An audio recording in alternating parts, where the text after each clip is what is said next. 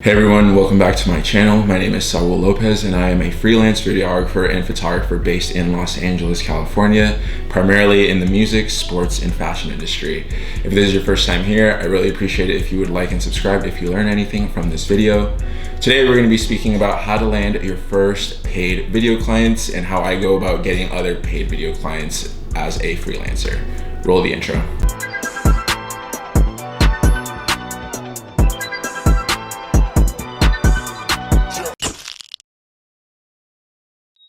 How do I get my first paid client? So this is a question that I get all the time. Friends have always asked me, how do you get paid for a career like this? People on Instagram always send me DMs asking, hey, I'm just starting out. How do I get my first paid client? And today I'm here to give you 3 tips on how I did it when I was first starting out in my career path as a freelance videographer. The first thing that I did was create videos for fun, create your own content. And this is probably the most important step in your career, because this is going to teach you the fundamentals and the basics of how to operate a camera. It'll teach you the fundamentals of lighting. It'll teach you how to interact with people, how to give direction and guidance if you're working with a model. The majority of the time, you're probably going to be working with your friends who are willing and want to be on video, and you're just making these for fun. So I think through this process, it's extremely important to just get out all the kinks and learn how to properly communicate with someone. When I was first starting out, I picked up my first camera in 2016, so only 4 years ago, and I was just making videos for a sock company that I had decided to start here in Los Angeles. For every pair of socks that I sold, I was donating a pair to a homeless shelter here in downtown LA. I quickly realized that this was not a career path that I wanted to take, but through this, I was making videos that I was posting on my company's Instagram. I was reaching out to friends. I was reaching out to friends who were models and just making videos for fun, no real expectations, and just learning the ins and outs of my camera, learning how to fly a drone, learning how to give direction and create a vision, create a mood board. And I think this is probably the most important step. Just have fun with it. Create content that you enjoy, create content that you're having fun making, and it will just develop your overall skill set as either a videographer or a photographer. Leading into step number 2, I think the next thing that you have to do is create free work. So once you've done this portion of doing videos for fun and creating your own content and developing these skill sets, I think the next step that you need to take is reaching out to smaller businesses, maybe in your community. Maybe your mom's friend owns a bakery, maybe your friend is a waiter at a restaurant and they're really close with the restaurant owner.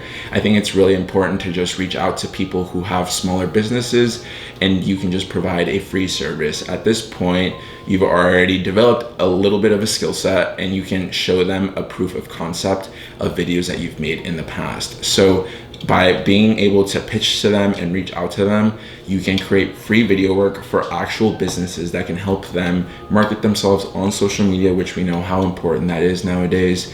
And this allows you to build your portfolio even bigger. Now, what is a portfolio? A portfolio, in essence, is a way to show the work that you're capable of. So for me, I have my own website, saulrlopez.com, and on there, you can find different segments of all the work that I create, whether it's fashion, corporate work, sports work, music work, and I've segmented all of these and given tangible examples of work that I'm capable of, so that if anyone is looking to hire me, they can quickly go onto my website and see what kind of work I do in each different industry.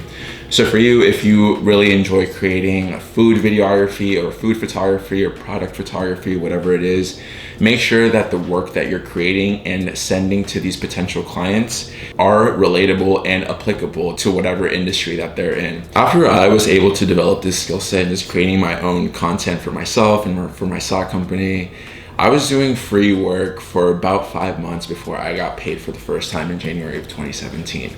So in 2016, I was actually a high school teacher here in Pasadena, California. I was there for 2 years after I graduated from college. And during this time, while I was working with my camera, I really wanted to get into travel videography. That was one thing that I really enjoyed doing. I love traveling, seeing the world, and bringing my camera along the ride. When I was a teacher, I actually led the senior high school trip to Mexico. We went to Mérida, Mexico in the Yucatan Peninsula. And one thing that I did for free for my job and my employer was I brought my camera and I actually made a 7-minute recap video of this trip. And through that, I was able to capture a unforgettable experience for the students that were on this trip. But I was also able to develop these skill sets for my employer to provide an added value. I offered the service for free, and it was just something that they were able to use to help market this program for future high school students. That was one step that I took in my job that I was already working in that you might be able to apply depending on the job that you do if you want to offer a free video for your own employer. The next tangible video that actually led me to the third and final tip of getting paid. One thing that I knew about myself is that I love music. Music is something that I'm very passionate about, that inspires me on the daily. And when I was starting out as a videographer, I knew that one day I wanted to be a tour vlog documentarian. I think those tour documentaries are amazing. It's still something that is on my bucket list and that I am working actively towards. But I reached out to one of my high school friends who actually was in a rock band with a couple other friends from high school. And I told her, I said, hey, I know you have a gig coming up here in Pasadena. I would love to just come and document a day in the life for you and the band leading up to your gig and the actual performance itself. She said yes, obviously. Who would turn down a free video for their band that they can use as marketing promotion? So I brought my camera, I brought a friend who was also a videographer, and we spent a day with the Vixens, is their stage name. And we created this small little day in the life type video that actually wasn't very good now that I look at it, but when I was creating it, I was like, this is the best video ever. And I had a really great time creating it. You know, it was something that I was passionate about. I was doing it with my friends, I was doing it for free, and I was just creating content that I enjoyed doing. Little did I know that this would lead me to my first paid opportunity. So my friend Veronica, who was the lead singer of the band, actually posted that recap video onto Facebook, and one of her mutual friends that she knew from her community reached out to me via email and let me know that she was starting a clothing company here in Los Angeles and that she was looking for a videographer to make the videos for her company. And in January 2017, we had our first meeting, and a couple weeks later, we were on our first shoot where I got paid a whopping $150. But little did I know that those $150 in that first paid gig would change my life forever. I was able to turn that first paid gig into a full fashion portfolio, which led me to shoot Fashion Week. I traveled to Cuba with that company, and I actually still shoot with that person to this day, 3 years later. So, to summarize, it's all about creating your own content, creating content that you're passionate about, doing work for free and work that you care about, and just reaching out to as many people as you can. Some other tangible examples that I did want to give you was the importance of, number one, a portfolio, like I mentioned earlier. Create a website. It's about $5 on GoDaddy to buy a domain name with your name that you can link to either a Squarespace website, which is very, very cheap, monthly, where you can just drag and drop your photos that you have taken. You can drag and drop some of your videos if you upload them to YouTube.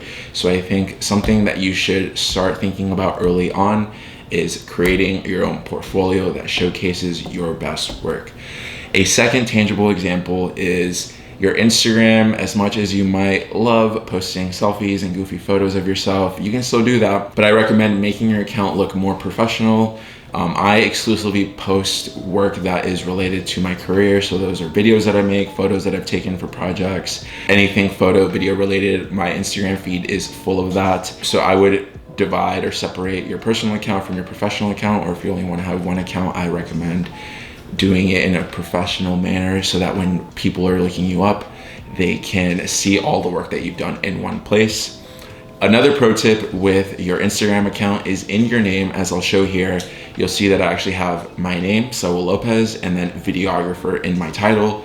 This really helps out with a keyword search. So if anyone on Instagram is looking for a videographer, I'm more likely to show up because videographer is in my title. So if you're a photographer, videographer, graphic designer, whatever it is, I recommend putting that in your title because it will help you show up on more people's searches. A third and final tangible example is reaching out to people. As simple as it sounds, it's extremely important to network with people because even though They might not need any work at the moment. They might know someone that might, or they'll just keep you in mind for the future.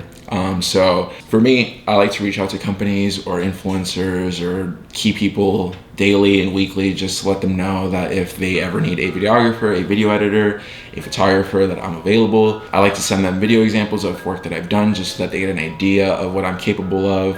I'm not gonna lie to you, 90% of the time, you probably won't hear back. They'll either say no, or you'll just get completely left on red, or just no response at all. But it only takes that one person to need a videographer that can change your life. So please reach out to people in a professional manner. I'll screenshot a email template that I send here. So if you're looking for the proper vocabulary to use in a email, feel free to use that. Final thing to remember is just be a very professional and communicative creative. So when you're working with people, be open-minded, listen to what they're saying. At the end of the day, you're providing a service and the client is always right. So make sure that you are on the same page as your client so that your final product can be what they're expecting. I know that was a lot of information, so thank you for sticking through that. Hopefully this can get you started and give you a boost if you are lost or stuck as to how to make this a paid career. It is possible. I was able to do it. A lot of people are able to do it. It's just about grinding and continuing to put your best foot forward. If there are any other questions that might be unanswered or you want some more clarity on, feel free to drop them in the comments below, or you can DM me on Instagram. I am very active on there, so any and all questions that you might have, please feel free to reach out to me and I will make sure to get back to you. But with that being said, thank you so much. Really appreciate you tuning in. Stay safe out there and I'll see you next week.